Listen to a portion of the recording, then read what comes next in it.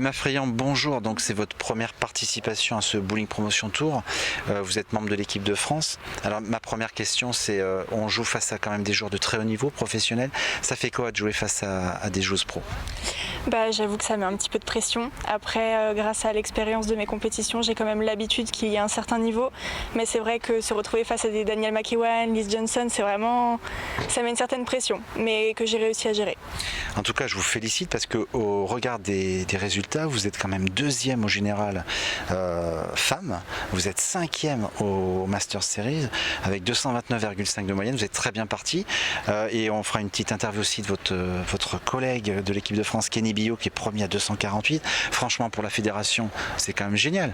Ah, c'est que du plaisir. Ça fait plaisir de voir que les joueurs français sont présents face à une telle concurrence. Donc, que du plaisir. On vous suit tous les jours, vous le savez, on va vous suivre de très près. On vous souhaite bonne chance pour la suite. Merci beaucoup. Kenny Billot, bonjour. Donc on est sur le Bowling Promotion Tour cette année en 2022. Vous êtes quand même un joueur de très haut niveau. Vous êtes premier au général avec 2 fois 300, mais expliquez-nous cette performance, c'est vraiment incroyable.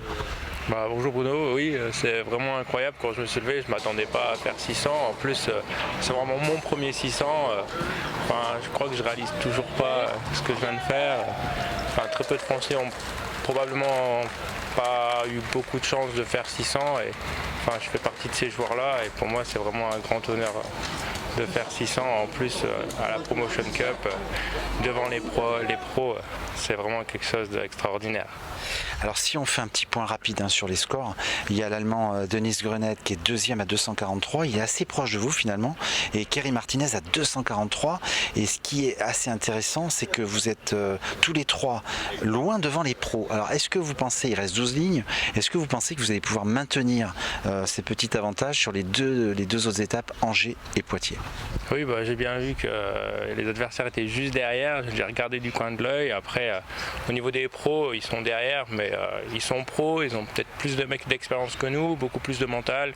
Là je suis devant, donc je vais en profiter un petit peu et je vais espérer qu'à Angers je serai encore devant. Je donnerai du moins tout mon possible pour rester devant, afin de pourquoi pas finir dans les 3 premiers. En tout cas, c'est tout le mal qu'on vous souhaite, Kenny. On vous suit dès demain pour une autre interview à la suite des qualifications d'Angers. Merci.